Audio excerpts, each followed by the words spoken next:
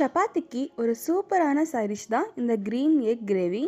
இதை எப்படி பண்ணுறதுன்னு பார்க்கலாம். ஒரு பேனில் எண்ணெய் சேர்த்துட்டு கொஞ்சமாக மஞ்சத்தூள் சேர்த்துக்கலாம். இதில் ஒரு 3 முட்டையை வேக வச்சுருக்கேன். அதை 2ஆக கட் பண்ணி இதில் சேர்த்துக்கிறேன். முட்டையை நம்ம நல்லா ரோஸ்ட் பண்ணணும். திருப்பி போட்டு ரோஸ்ட் பண்ணிக்கோங்க. லைட் ப்ரௌன் கலர் ஆகணும்.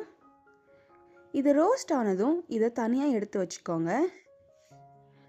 இப்போ ஒரு கடாயில் எண்ணெய் சேர்த்துட்டு ஒரு பெரிய வெங்காயத்தை குட்டி குட்டியாக நறுக்கி சேர்த்துருக்கேன். இது வதங்கட்டும். இந்த கிரேவிக்கு நம்ம ஒரு பேஸ்ட் ரெடி பண்ணணும்.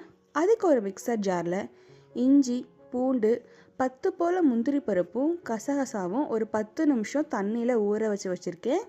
அதை சேர்த்துக்கிறேன். ஒரு கைப்பிடி அளவு புதினா, ஒரு கைப்பிடி அளவு மல்லி, இதெல்லாம் சேர்த்துட்டு இதை நம்ம ஒரு ஃபைன் பேஸ்ட்டாக அரைச்சி எடுத்துக்கலாம்.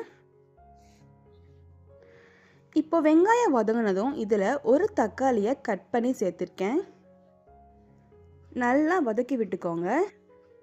2 டேபிள் ஸ்பூன் மல்லித்தூள், 1 டேபிள் ஸ்பூன் மிளகாத்தூள், 1 டேபிள் ஸ்பூன் கரம் மசாலா, இதெல்லாம் சேர்த்துட்டு பச்சை வாசனை போகிற வரைக்கும் வதக்கி விட்டுக்கோங்க.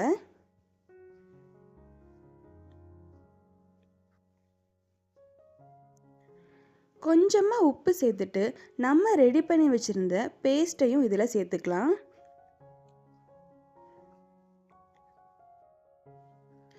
இதில் கொஞ்சமாக தண்ணி ஆட் பண்ணி நல்லா கலந்து விட்டுக்கோங்க.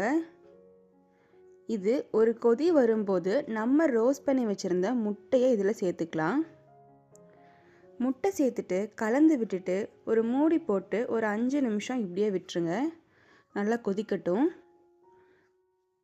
நல்லா கொதிச்சதும் கடைசியில் இதில் கொஞ்சமாக கஸ்தூரி மேத்தி சேர்த்து கலந்து விட்டுக்கோங்க. நம்மளோட க்ரீன் எக் கிரேவி ரெடி ஆயிடுச்சு. நீங்களும் வீட்டில் ட்ரை பண்ணி பாருங்கள்.